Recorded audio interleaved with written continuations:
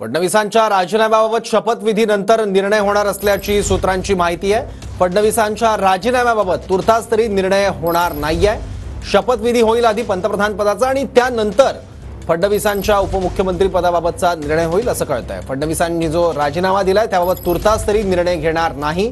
केंद्रीय भाजप याबद्दल तुर्तास कुठलाही निर्णय घेणार नसल्याचं कळतंय। भाजपला मोठा फटका महाराष्ट्रात बसलेला होता आणि त्या पराभवाची जबाबदारी देवेंद्र फडणवीस यांनी घेतली होती, पण तुर्तास त्याबद्दल निर्णय घेण्यात येणार नाही। आणखी माहिती घेऊ आपले प्रतिनिधी संदीप राजगोळकर आता आपल्यासोबत आहे। संदीप,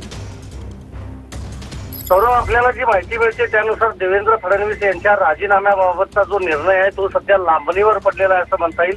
कारण भाजप हायकमांडने त्यांना याबाबतचा जो निर्णय आहे तो अगदी म्हणजे जो आहे केंद्र सरकारचा तो झाल्यानंतर घेऊ असं सांगितल्याची माहिती जी आहे ती सध्या आपल्याला समजते। त्यानुसार देवेंद्र फडणवीस यांना सध्या तरी आहे ते काम सुरू ठेवा असा आदेश देण्यात आल्याची माहिती जी आहे ती आपल्याला सूत्रांकडून समजते। जो भाजपचा पराभव झाला लोकसभा निवडणुकीमध्ये त्याची जबाबदारी विचारत मला पक्ष संघटनेमधून मंत्रिमंडळातून मोकळं करा अशी विनंती करत त्यांनी केलेली होती आणि त्यानंतर वेगवेगळ्या चर्चा खरं तर सुरू झाल्या होत्या आणि आता त्यांनी अमित शहा यांची भेट घेतलेली आहे 2 वेळा राजधानी दिल्ली।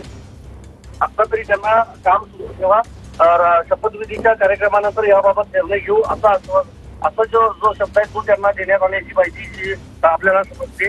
त्यामुळं देवेंद्र फडणवीस यांना यापुढेही सध्या तरी उपमुख्यमंत्री आणि गृहमंत्री म्हणून काम कंटिन्यू करावं लागणार आहे।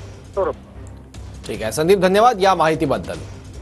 तर महाराष्ट्रात जी भाजपची पिछेहाट झाली आहे त्या पराभवाची जबाबदारी स्वीकारत मला उपमुख्यमंत्री पदाच्या जबाबदारीतून मुक्त करा असं देवेंद्र फडणवीस यांनी भूमिका मांडलेली होती आणि त्याचबाबत आता भाजप हायकमांड निर्णय घेणार आहे, पण शपथविधीनंतर हा निर्णय होणार असल्याचं आता आपल्याला कळतंय। त्यामुळे भाजप हायकमांड सध्या तरी याबाबत निर्णय घेणार नाहीये।